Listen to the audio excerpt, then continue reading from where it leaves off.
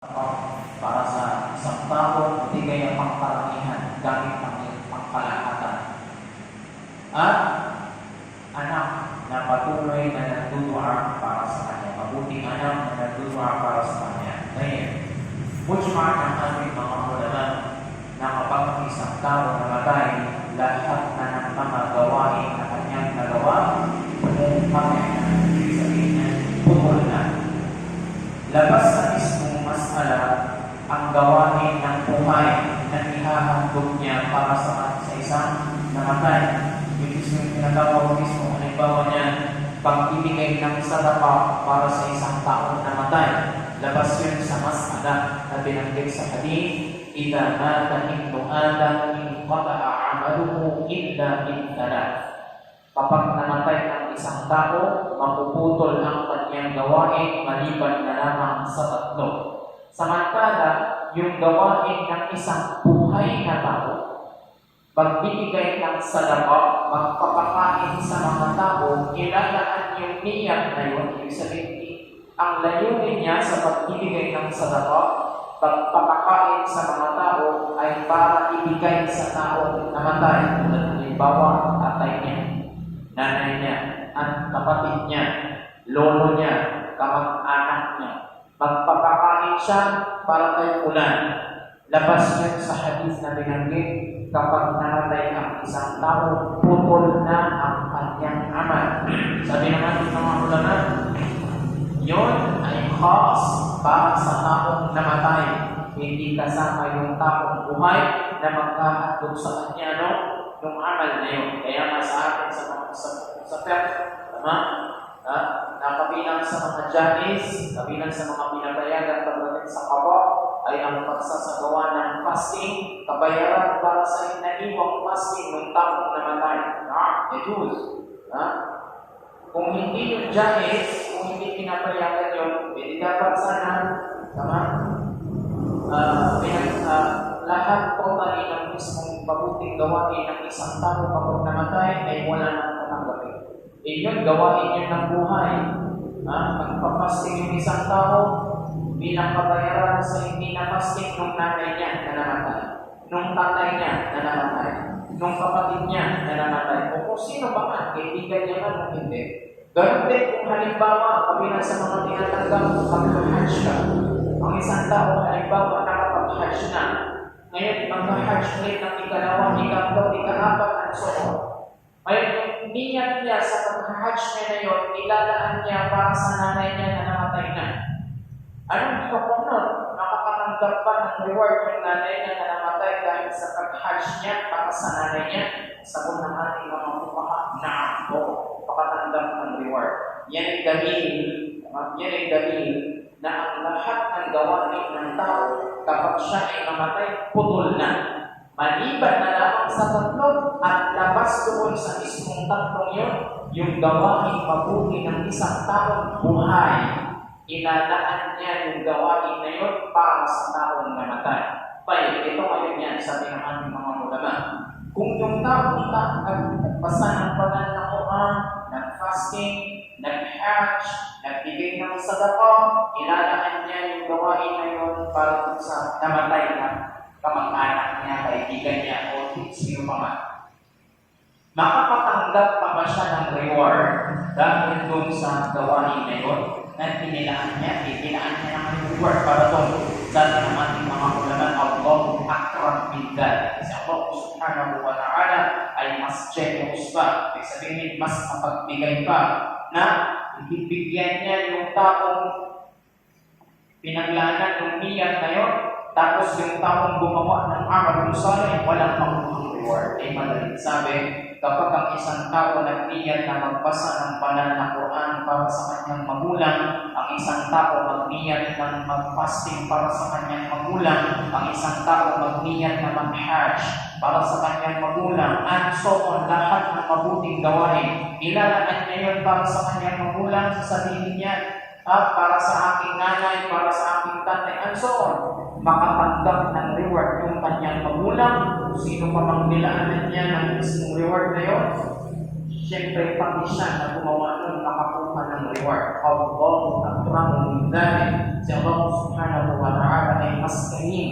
Sa niya, mas generous, mas mapagbigay sa Allah subhanahu wa ta'ala na binayaan niya yung taong hindi gumalaw, tapos yung taong gumalaw, walang biyaya, walang reward. Pero sabi, parehas sila bigyan niya Allah subhanahu wa ta'ala ng reward. Kaya naman, pagdating sa hadith, ila imana ibnu Adam, kapag namatay ang isang tao, ay mapuputol ang kanyang gawain, yung gawain niya siya. Pero yung gawain ng buhay, na ilalaan sa kanya yung reward na yun, para kung sa taong namatay, labas yun sa mismong nabanggit ng hadith. Tama? Meron hadith pagdating dyan, hindi ko na matandaan yung pinakamata ng mismong hadith, kung saan tinanong si Rasulullah sallallahu alaihi wasallam kung maaari ba siyang magbigay ng sadaka para sa namatay niyang nanay. Ang sagot ni Rasulullah sallallahu alaihi wasallam, na'am, o. Ay nung tinanong si Rasulullah, Ya Rasulullah, gusto ko na magbigay ng sadaka para sa namatay kong nanay. Kasi nanay ko na namatay, mahilig magsadaka. Ngayon, gusto kong magpakain, magbigay ng sadaka para sa namatay kong nanay. Anong sagot ni Rasulullah? Na'am. Oo. Kaya naman sa atin, mujma' ng apat na madhab, na kapag ang isang tao gagawa ng amalong salih, ilalaan niya yan para sa kanyang magulang o para sa sino mang tao, kilala niya man kung hindi. Apropos, makukuha ng tao yung reward na kanya mismo ilalaan para sa kanya. Tama? Ngayon sabi, balikan na lamang sa paalaman ng kanya mismong natuturo. Sabi, pinapinabangang paalaman. Subhanallah, lahat ng mga pinapinabangan nating kaalaman na ituturo ni Rasulullah sallallahu alaihi wasallam, lahat na yan babalik ni Rasulullah. Ganon din ang lahat ng mga ulama na nakakip na pagdating sa Islam, lahat ng mga ulama na nagtayo, nagturo sa iba't ibang lugar, sa iba't ibang panahon, sa iba't ibang pagkakataon, hanggang dumating sa atin ng Islam, ginagamit natin yung kanilang pagwag, ginagamit natin yung kanilang qawl, ginagamit natin yung kanilang pag-intindi sa banal na Quran at sa sunnah ni Rasulullah sallallahu alaihi wasallam. Lahat ng yan nakakuha sila ng barakat. Ganon din yung taong namatay, ganon din yung ating sahibul hawl, sahibul taqdama, tinatangkupa, amawa na aking father-in-law, yung kanya mismo mga naiturong turo, paturuan sa mga nauna sa atin dito sa Pangasinan, yung mga may tuturing na natin magulang dito sa Pangasinan, di kaya tsuin, uncle o auntie dito sa Pangasinan, lahat na niya nakakuha siya ng reward. At sino pa mga taong ilalaan niya, ibig sabihin niya yung mga taong yung ipapasa nila sa mga next generation sa kanila, lahat na niya nakakuha sila ng reward. Nakakuha siya ng reward. O di kaya sa Tabatong Jariyah, yan si Imam Abdullah Pangawa, kabilang yan sa mga taong napakapilit magbigay ng sadaka at tumulong ng walang hinihintay na kapalit. Walang hinihintay na kapalit. Hindi yung magbibigay siya ng tulong, hintayin niya kung sino yung magbabayad.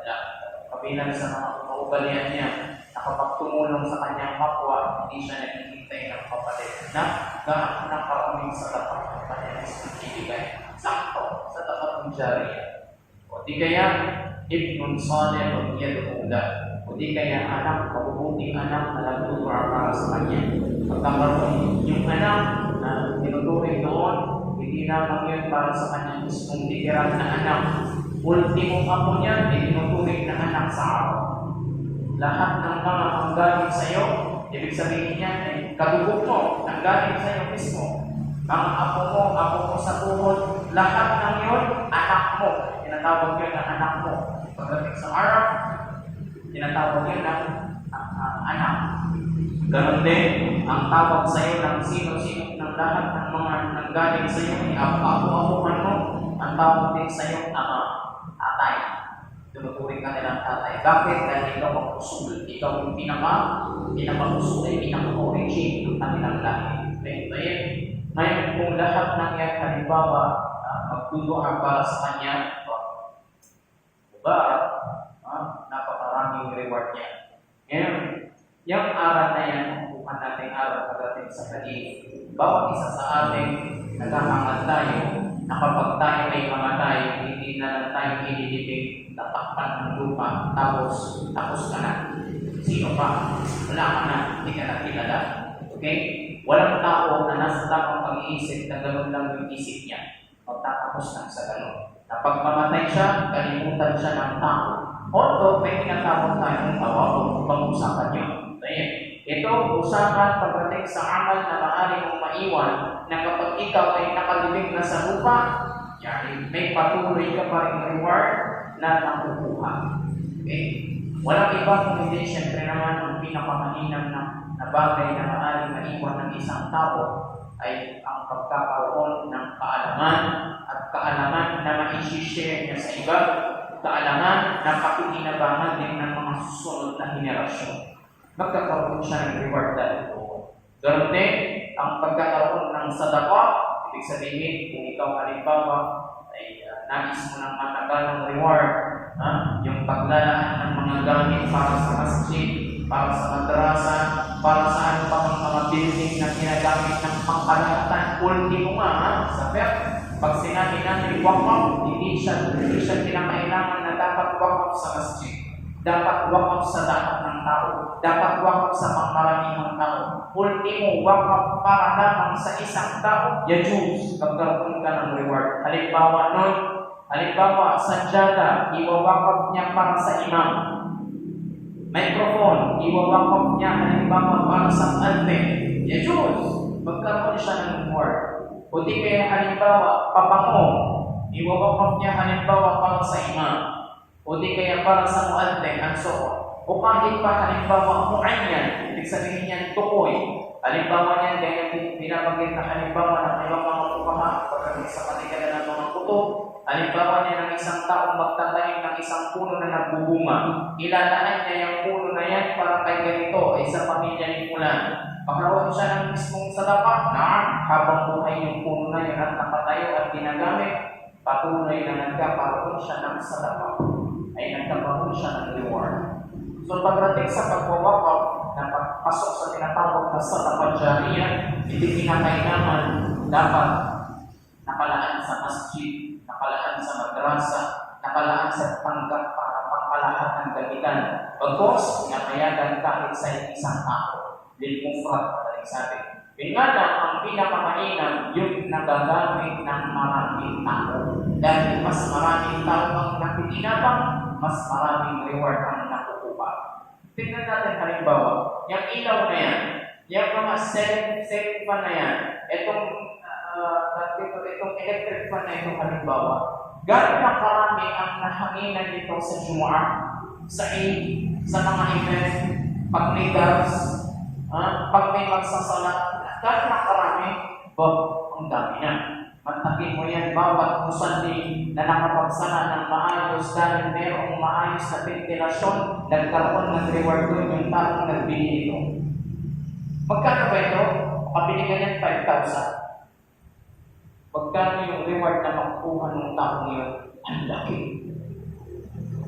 Ito yung sinasabi ng Allah subhanahu wa ta'ala, Ya ayyuhalladhina amanu, hal adullukum ala tijaratin tunjikum min adabin alim.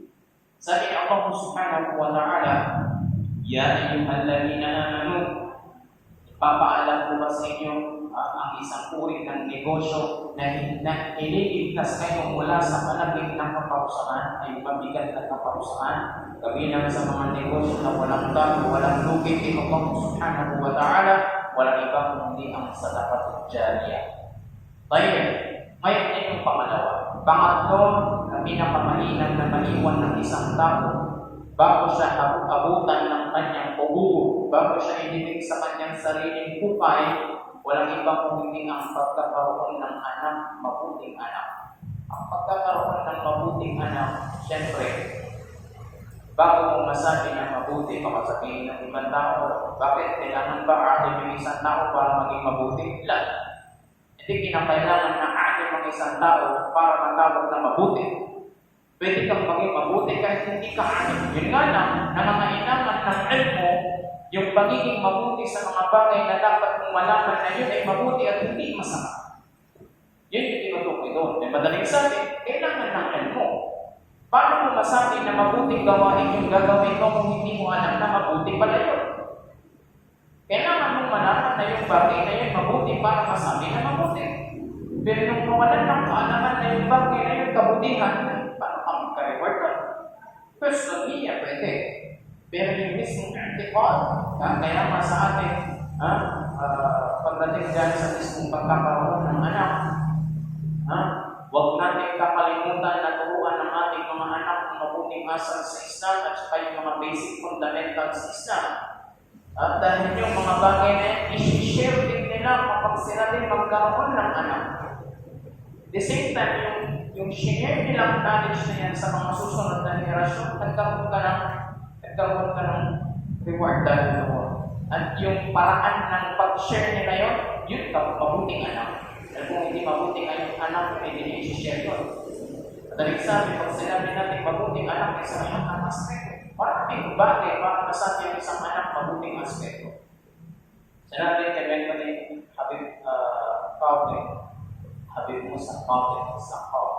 Sabi niya, kung mayroon isang tao nagtanong sa chef, sabi niya, ya Imam, paano mo masabi na ako ay isang mabuting anak?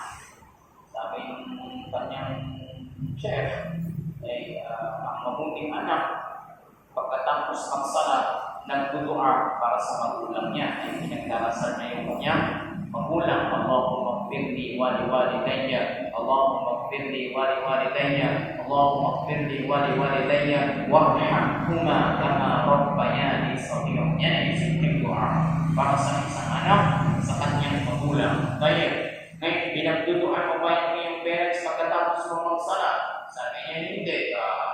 Sabi niya Rasulullah sallallahu alaihi wasallam, kapag namatay ang isang tao, mapuputol ang kanyang amal maliban sa tatlo. Kabilang sa tatlong yun, o mabuting anak na nagdudua para sa kanyang magulang.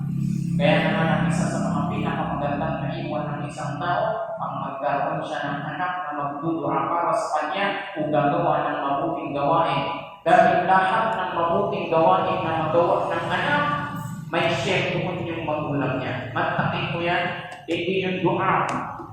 Kundi mabuting gawain na magawa ng anak niya, ng apo niya, lahat ng yun, may reward siya. Ang laki. Ang laki. Ayan ang reward na pagdating sa akhirat at pagdating sa Yawmul Qiyamah. Wa sallallahu ala sayyidina Muhammad wa ala alihi wa sahbihi wa man wala. Wallahu a'lam.